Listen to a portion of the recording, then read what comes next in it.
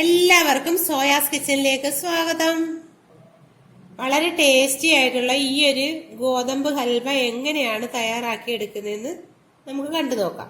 ഈ ഒരു കപ്പിൽ ഒരു അരക്കപ്പ് വെള്ളവും കൂടെ ഞാൻ ഈ മാവിലോട്ട് ഒഴിച്ചു കൊടുക്കുന്നുണ്ട്. ഇനി ഇത് നന്നായിട്ട് നമുക്ക് കൈകൊണ്ട് കുഴച്ചെടുക്കാം. ചപ്പാത്തി മാവിനൊക്കെ കുഴയ്ക്കുന്നത് പോലെ നന്നായിട്ട് നമുക്ക് കുഴച്ചെടുക്കാം.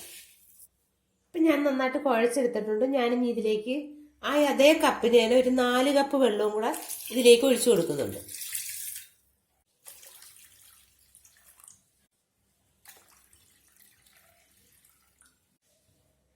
ഇത് ഞാൻ ഇനി ഇങ്ങനെ തന്നെ മൂടി വെക്കുകയാണ്.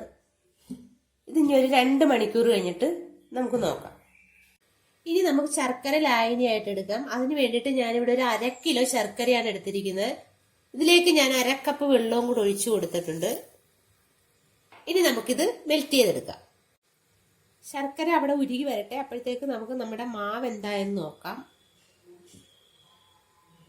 ഇതിപ്പോ 2 മണിക്കൂർ കഴിഞ്ഞിട്ടുണ്ട്.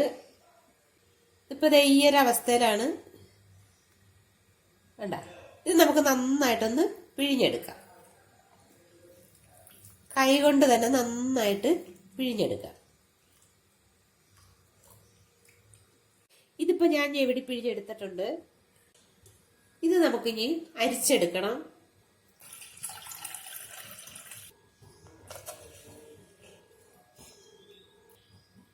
ഇത് നമുക്ക് ആവശ്യമില്ല. ഇത് നമുക്കിനി കളഞ്ഞേക്കാം.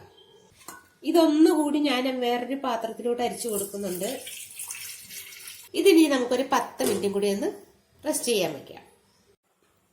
ഇതിപ്പോ ഒരു 10 മിനിറ്റ് കഴിഞ്ഞിട്ടുണ്ട്. നമുക്കൊന്ന് തുറന്നു നോക്കാം. ഇതിപ്പോ ഇച്ചിരി വെള്ളം തെളിവങ്ങ് നമുക്ക് ഊറ്റി മാറ്റാം.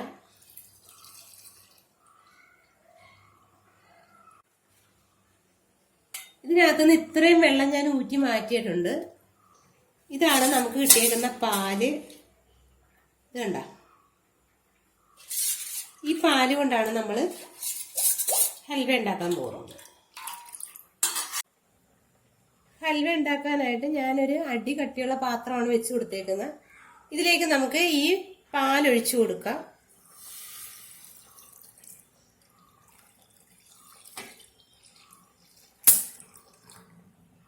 ഇതിനോടൊപ്പം തന്നെ നമുക്ക് ശർക്കര ലായനിയും കൂടെ ഇതിലേക്ക് ചേർത്ത് കൊടുക്കാം.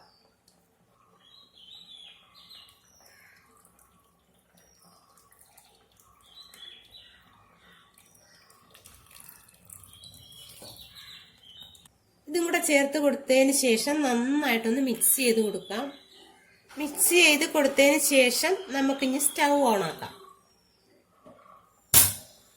സ്റ്റൗ ഓണാക്കി കൊടുത്തതിന് ശേഷം നമുക്കിത് കൈവിടാതെ ഒന്ന് ഇളക്കി കൊടുക്കണം. ഇതിലേക്ക് നമുക്ക് ഒരു നുള്ളുപ്പും കൂടി ഇട്ട് കൊടുക്കാം.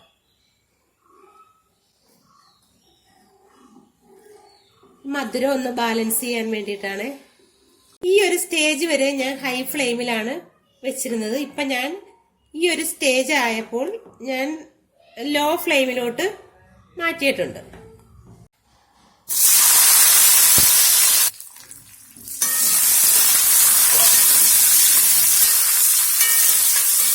ഇതിപ്പോ കുറുകി വരുന്നുണ്ട്. ഇളക്കി കൊടുക്കാം.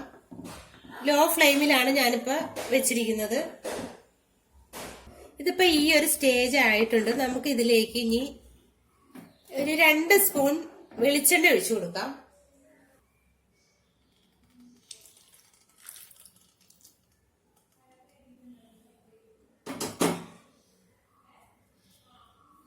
ഇതിപ്പോ ഞാനൊരു 2 സ്പൂൺ വെളിച്ചെണ്ണ ഒഴിച്ചു കൊടുത്തിട്ടുണ്ട്.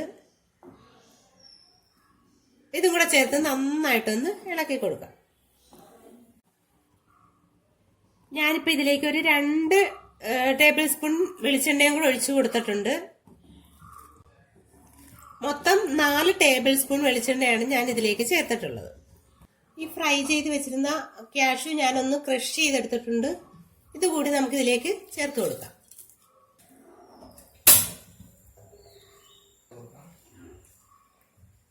ഇതും കൂടെ ചേർത്ത് നന്നായിട്ടൊന്ന് ഇളക്കി കൊടുക്കാം. ഇതിപ്പോ പാത്രത്തിൽ നിന്ന് വിട്ട് വരുന്ന ഒരു സ്റ്റേജ് ആയിട്ടുണ്ട്. നമ്മൾ ഒഴിച്ചു കൊടുത്ത എണ്ണയൊക്കെ ഇതിനകത്തുനിന്ന് തെളിഞ്ഞു വരാൻ തുടങ്ങിയിട്ടുണ്ട്. ഇതിപ്പോ ഞാൻ വളരെ കുറച്ച് വെളിച്ചെണ്ണ മാത്രമേ ഇതിനകത്ത് ചേർത്തിട്ടുള്ളൂ. ഒരു 1/4 കപ്പ് വെളിച്ചെണ്ണ വരെ നമുക്ക് ഇതിനകത്ത് ചേർത്ത് കൊടുക്കാം. ഹൽവ ഇപ്പൊ നല്ല പാകമായി വന്നിട്ടുണ്ട്. കണ്ട, നല്ല മുരിഞ്ഞു വന്നിട്ടുണ്ട്. നമുക്ക് ഈ സ്റ്റേജ് ആകുമ്പോഴത്തേക്ക് നമുക്ക് സ്റ്റൗ അങ്ങ് ഓഫ് ചെയ്യാം. വെളുത്ത എള്ളും കൂടി സ്പ്രെഡ് ചെയ്ത് കൊടുക്കുന്നുണ്ട്.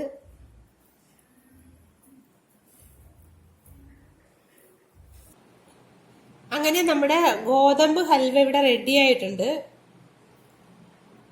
Thank you.